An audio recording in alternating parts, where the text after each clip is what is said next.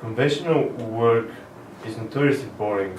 People use the work time 9 to 5 to describe an environment where people are not productive and not very creative.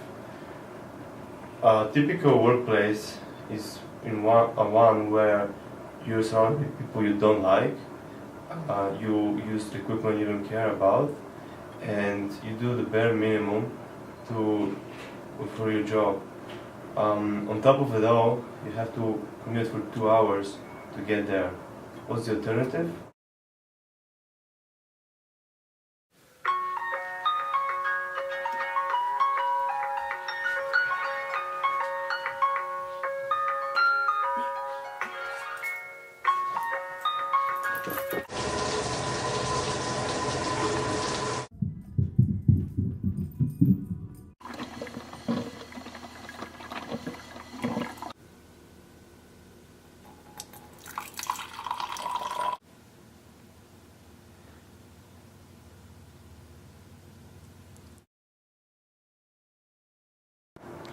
What you saw there was a typical morning of a person who is teleworking. You just wake up, go, take a coffee, and you can start work right there at home. Teleworking is a situation in which the employee does not have to go to the main office or any other place other than their home or wherever they choose. What you can see here are some of the larger companies that provide opportunities for people to work remotely. There's a website called Flex Jobs, and on it you can find over 4,800 different hiring companies, and over 35,000 jobs are listed every day. Jobs that are best suited for teleworking include office jobs that can be done on a computer or at a desk. All of these jobs can be completed without the need for in-person transactions. Many of these jobs include things such as accountant, auditor, engineer, graphic designer, etc. Roughly 50% of the US workforce holds a job that is compatible with at least partial telework, and approximately 20 to 25% of the workforce teleworks to some degree. 80 to 90% of the US workforce desires full-time or part-time teleworking. So in order to accommodate for these people, it would be great for companies to incorporate this into their system to boost workplace productivity and employee engagement. Global teleworking has risen 37% in the last decade. So it's on the rise, and it's starting to increase in popularity in the workplace. And 1.7 million Canadians work from home, and that's not including self-employed, that's just people teleworking. Some of the benefits of teleworking are it's quick and it updates employees with all the newest information in real time. It's also easy, reliable, and more time efficient than commuting to work. It also improves employee satisfaction, and it reduces potential for discrimination in the workplace because obviously you're working from home. It's also quite environmentally friendly because you won't have to commute to work. It saves employers money and it improves morale. Some of the problems that are associated with telecommuting are employees accessing data at home, and that can be risky because other people can log on to the computer or they could be hacked, etc.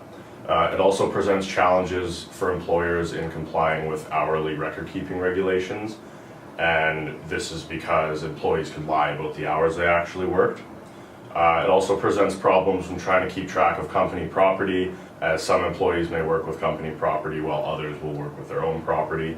And finally, employees may be unmotivated without proper supervision.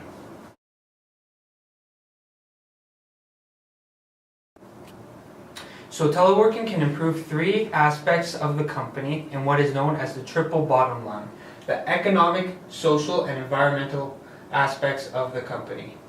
Economically, teleworking can reduce the personal commuting costs by reducing the need for gasoline and transportation expenses, and it reduces the need for office funding for things like office supplies and furniture. Socially, the telecommuting method can improve the work to life balance of a worker. It gives them the flexibility to work at their leisure and wherever they want instead of being in an office for 9 hours a day. And environmentally, teleworking can reduce the carbon footprint of both the person and the corporation. And it promotes the shift from a physical corporation to a digital corporation. A remote worker is only as good as the tools they use. Firstly, they begin with good communications hardware. That begins with a cell phone and a laptop computer, as well as a good internet connection. Beyond that, there are numerous softwares and apps that they can use to be successful in remote working. Firstly, there's Business for Skype, TeamViewer, and Google Hangouts, which all offer great options to run remote desktops, which means that you can actually remotely run each other's computers if you need to show somebody how to do something or explain how to use an additional type of software. As well, you can do face-to-face video chat or just typical text chat. Beyond that, there's conventional email, whether it's Outlook, Gmail, or other options. There's also numerous pieces of literature out there from people who have worked remotely or telecommuted for a long time. These offer great tips and tricks for a beginning remote worker. As a future remote worker or telecommuter, what would your office look like? In early 2016, I had the opportunity to spend 2 months in Central America while working remotely.